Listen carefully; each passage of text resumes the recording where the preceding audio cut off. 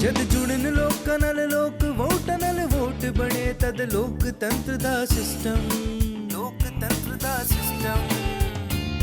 मतदाता जुड़ते जान बने तद ऐसा नवा कनेक्शन मतदाता जंक्शन हैशटैग मतदाता जंक्शन हैशटैग मतदाता जंक्शन।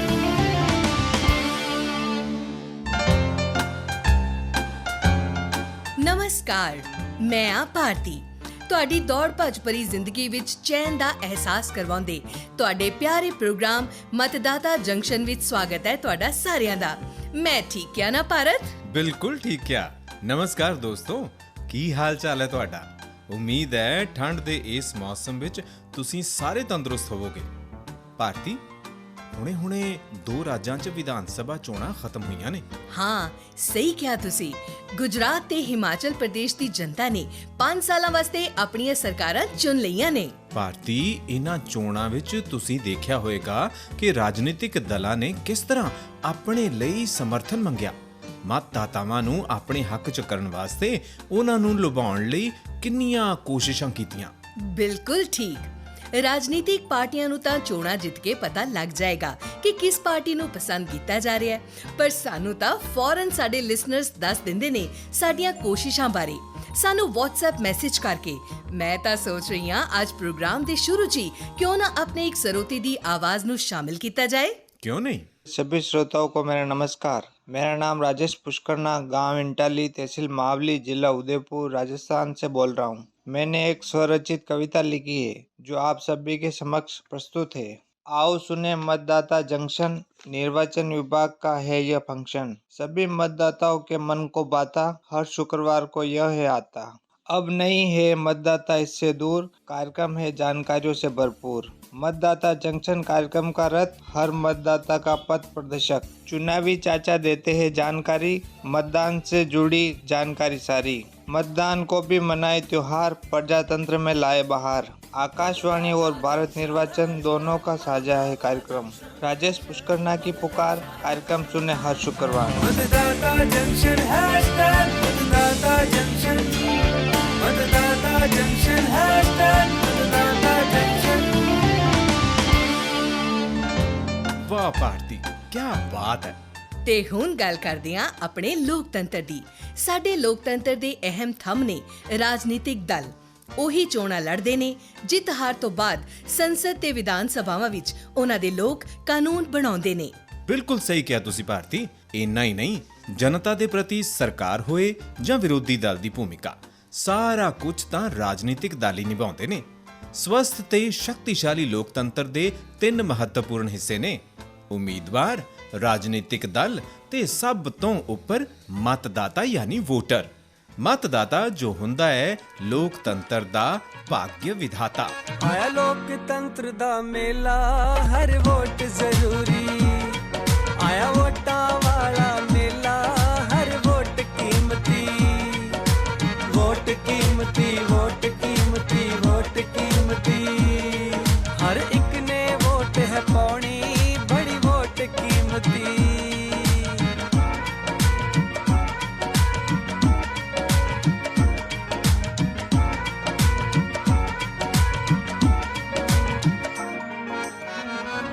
ਓਏ ਵੋਟ ਤੇਰੀ ਹੈ ਤਾਕਤ ਸੱਜਣਾ,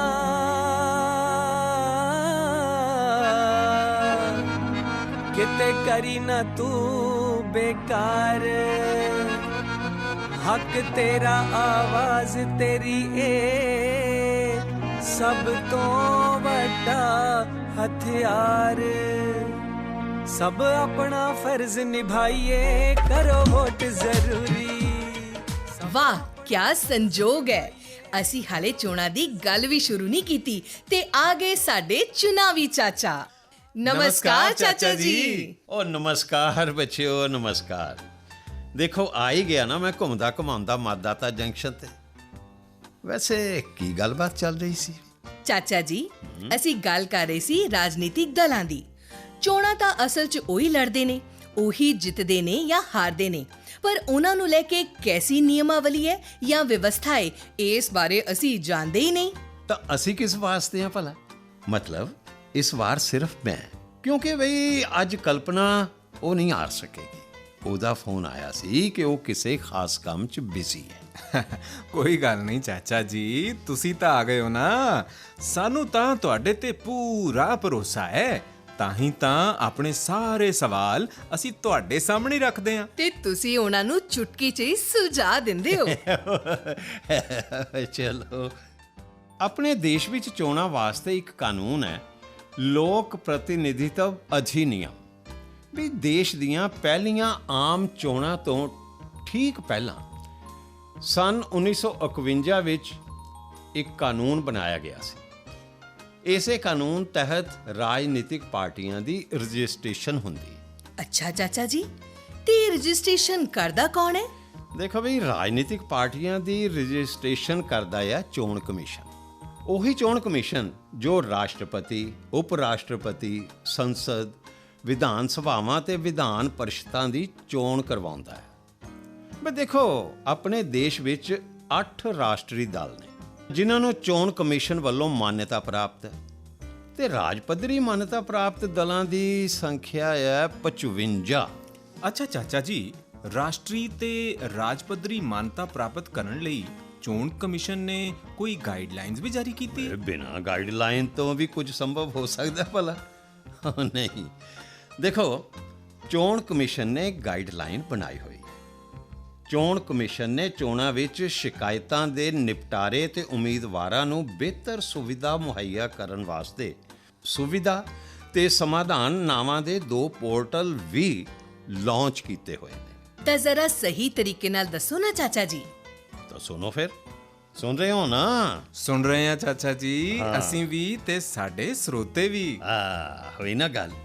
ਬਈ ਦੇਖੋ, ਆਪਣੇ ਦੇਸ਼ ਵਿੱਚ ਲੋਕ ਪ੍ਰਤੀਨਿਧਿਤਵ ਅਧਿਨਿਯਮ 1951 ਦੇ ਸੈਕਸ਼ਨ 29A ਦੇ ਤਹਿਤ ਰਾਜਨੀਤਿਕ ਦਲਾਂ ਦੀ ਰਜਿਸਟ੍ਰੇਸ਼ਨ ਭਾਰਤੀ ਚੋਣ ਕਮਿਸ਼ਨ ਕਰਦਾ ਹੈ।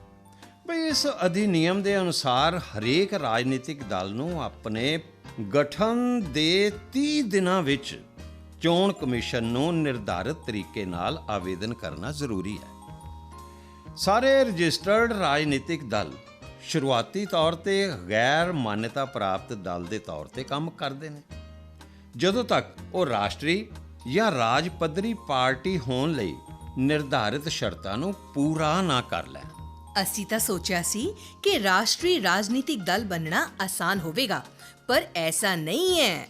ਚਾਚਾ ਜੀ, ਇਹ ਤਾਂ ਬੜੇ ਕੰਮ ਦੀ ਜਾਣਕਾਰੀ ਹੈ, ਇਹਦੇ ਬਾਰੇ ਹੋਰ ਵੀ ਦੱਸੋ ਨਾ ਪਲੀਜ਼। प्लीज चाचा जी, बड़ी दिलचस्प है ये जानकारी। होता है, बिल्कुल है बच्चों, बिल्कुल है। ਤੁਹਾਡੇ ਚਾਚੇ ਨੇ ਆਵਾਲ ਧੁੱਪ 'ਚ ਤਾਂ ਨਹੀਂ ਉਹ ਚਿੱਟੇ ਕੀਤੇ। ਇਹ ਤਾਂ ਤੁਸੀਂ ਵੀ ਜਾਣਦੇ ਹੋ ਕਿ ਤੁਹਾਡੇ ਚਾਚੇ ਨੇ ਘਾਟ ਦਾ ਪਾਣੀ ਵੀ ਪੀਤਾ ਹੋਇਆ ਹੈ। ਤਾਂ ਫਿਰ ਅੱਜ ਤੁਹਾਡੀ ਗੱਲ ਦਾ ਜਵਾਬ ਇੱਕ ਅੰਗਰੇਜ਼ੀ ਕਹਾਵਤ ਨਾਲ ਦੇਣਾ ਹੈ, ਹਾਰਸਿਸ ਫਾਰ ਦਾ ਕੋਰਸਿਸ, ਤੇ ਦੂਜੀ ਹੈ coming straight from the horse's mouth. Understand ਕੀਤਾ ਹੀ ਹੈ? ਨਹੀਂ ਚਾਚਾ ਜੀ, ਤੁਸੀਂ ਤਾਂ ਸਾਨੂੰ ਉਲਝਾ ਰਹੇ ਹੋ। ਹੈ, ਮੈਂ ਤੁਹਾਨੂੰ ਦੱਸ ਰਿਹਾ, ਤੁਸੀਂ ਕਿੰਨੇ ਉਲਝਾ ਰਹੇ ਹੋ।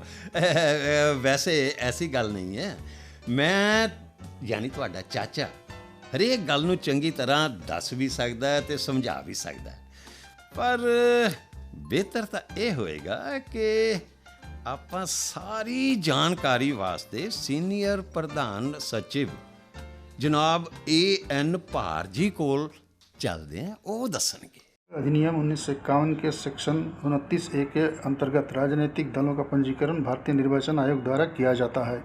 राष्ट्रीय दल वे होते हैं जिन्हें पिछले लोकसभा या विधानसभा चुनाव में कम से कम 4 राज्यों में से प्रत्येक में 6% वैध वोट और किसी एक या सभी राज्यों में मिलकर 4 लोकसभा सीटें प्राप्त हुई हो।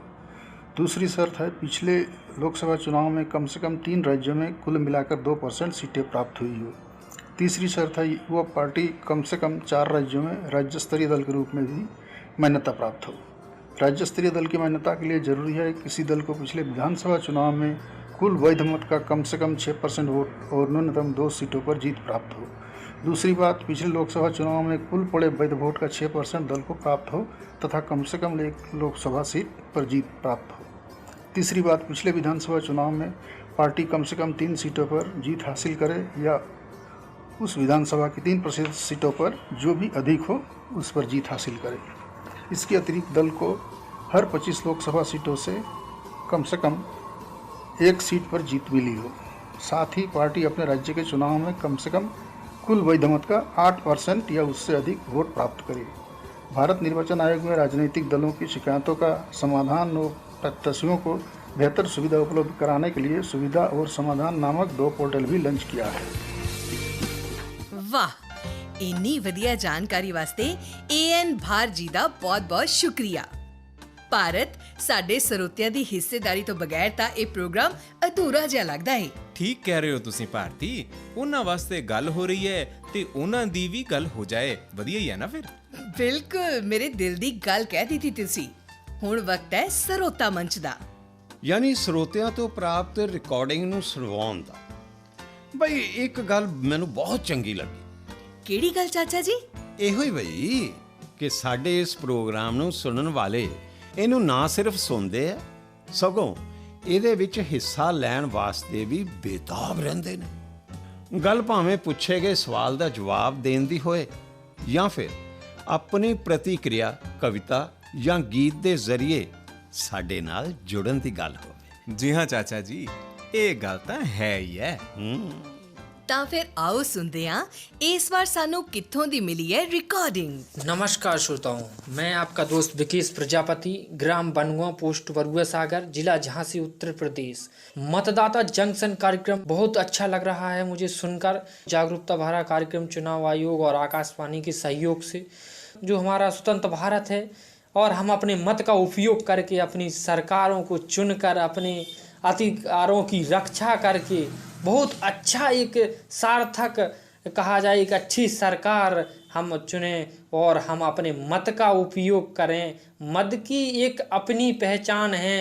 एक मत भारी विजय दिला सकता है, एक सामाजिक कार्य करने वाली सरकार ला सकता है और सभी का उत्थान हो सकता है।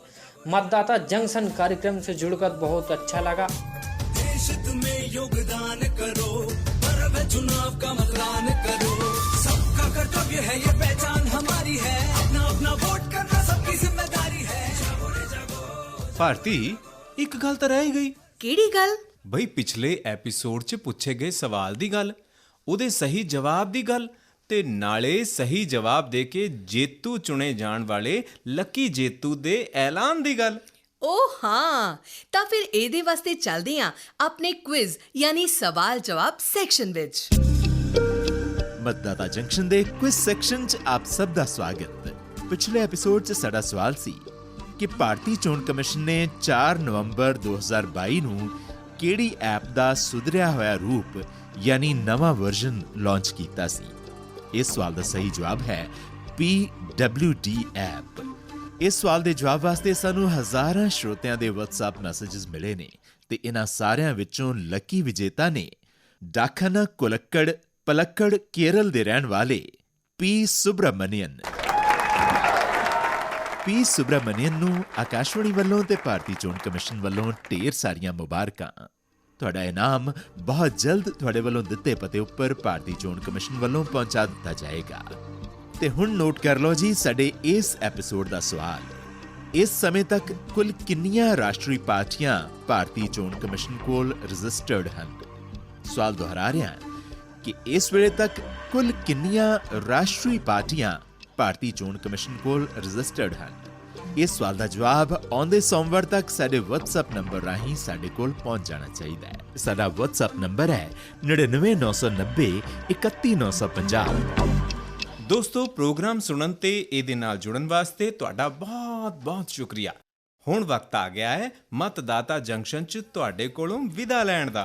ਫੇਰ ਮਿਲਾਂਗੇ ਚੋਣਾਂ ਨਾਲ ਜੁੜੇ ਐਸੇ ਹੀ ਕਿਸੇ ਨਵੇਂ ਤੇ ਦਿਲਚਸਪ ਵਿਸ਼ੇ ਦੇ ਨਾਲ। ਤਦ ਤੱਕ ਲਈ ਨਮਸਕਾਰ। मतदाता जंक्शन हैशटैग मतदाता जंक्शन, मतदाता जंक्शन हैशटैग मतदाता जंक्शन।